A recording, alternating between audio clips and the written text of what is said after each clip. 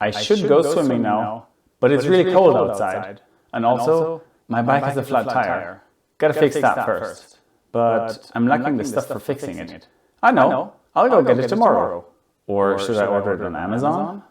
There, done. Now, where's that video I wanted to watch? Wait, swimming. I wanted to go swimming. And I just managed to throw that plan overboard, and it didn't even feel bad. On the contrary, I felt like I actually got something done, even though I did nothing at all. Ordering something on Amazon without even getting off my chair does not count. This is how beautiful our minds work, and they do it all the time. Instead of working towards the great payoff in the far future, they make us prefer the tiny hunch of a good feeling, the slightest dopamine hit that our body can get right now. Yes, I just ordered something online that might help me solve a problem that I don't even necessarily need to solve. I don't even need my bike to go to the pool. It's thousands of years of evolution that hardwired this kind of behavior into our very beings. And there's not a single person on this planet who hasn't experienced this before. The question is, how do we get around this kind of behavior? I'm sure that I don't need to tell you that it's not easy. Still, a few times in my life, I managed to very efficiently root out my bad behavior and pick the right thing to do quite a few times in a row. And I'll show you how to do the same. The first step here is always to identify what was the problem. So, what do you think? What was the problem here? That I didn't want to go outside in the cold? That my bike had a flat tire? That I didn't immediately fix my bike? That I started watching a video after ordering the repair kit?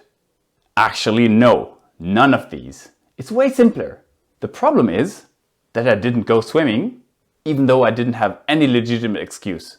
I could have walked, I could have taken a shared car, I could have taken public transport, I could have even done something equivalent instead, like running, if that bike issue really had been an impediment. There were so many possibilities, but I chose to do nothing instead, because my original plan didn't perfectly work out.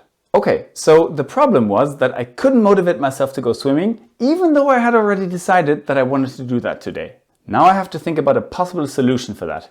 What will make me absolutely want to go swimming? And coincidence? Don't count. I can't be waiting to meet that beautiful girl at the pool one day so that I will want to go back and see her again. Even though that would be a very good motivation. I will have to come up with something that I can put into place myself. So be creative. What solution can you come up with?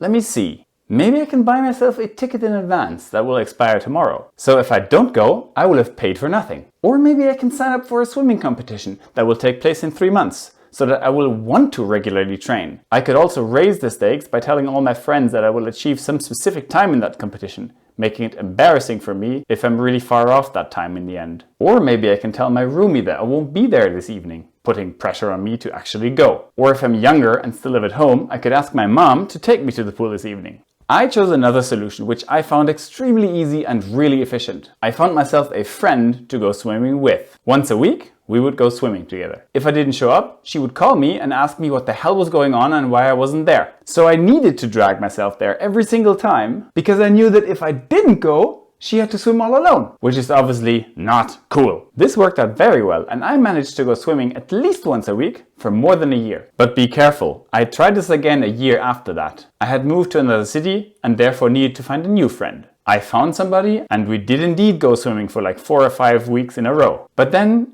he started bringing other people. We had a WhatsApp group for going swimming once a week soon after, with like 10 people in it. Very quickly, I noted that it wasn't so bad anymore if I didn't go, because there were always other people and nobody ever had to go alone. So I was back into finding excuses for not going pretty quickly. So yeah, that was one example. But this method is applicable for pretty much every bad behavior that you can have. It's always the same. Identify the procrastination trap, then disable the procrastination trap or find a way around it. Here are some more examples.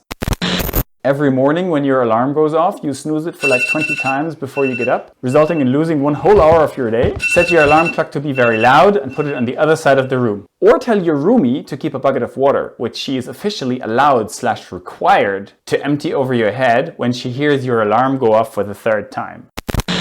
You waste too much time on social media like Facebook or Instagram? Uninstall the apps from your phone. Like this, it will at least be annoying to open the web page on your browser. This can sometimes already be enough to keep you from doing it. Or ask your girlfriend to point out every time to you that you're doing that. You're doing it again. Maybe you can form a habit to stop whenever she points it out to you. You get distracted from work super often from new emails and notifications from your phone, and therefore have the feeling that you can't get enough work done.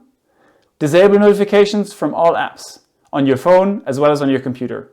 Unsubscribe from unnecessary newsletters. Put your phone on flight mode. Tidy up your desktop/home screen. Just get rid of all possible distractions. You always eat sweets after lunch and you just can't get yourself to not do that? Put the sweets in a drawer that you can lock and give your key to your roomie. Or just buy less sweets. Or you could get yourself a smoothie maker and always keep a plate full of fruit/vegetables in the kitchen. Maybe you can form a habit of making yourself a smoothie instead. You always check your phone in the evening before you go to sleep and spend like 30 to 60 unnecessary minutes on it instead of sleeping that much longer.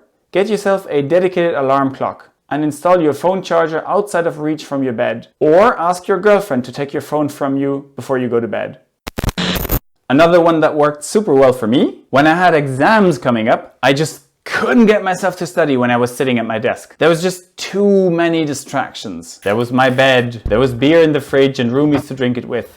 There were computer games to play, there was food to eat and many more. So after a while, I decided to go to the library to study. I didn't even bring my laptop, just my books, some paper and a pen. I would spend like 6 to 8 hours there, out of which I would work for 4 hours and read the newspaper and gaze into emptiness for the rest of the time. And then come home with a good conscience and enjoy all of these distractions. You get the general idea.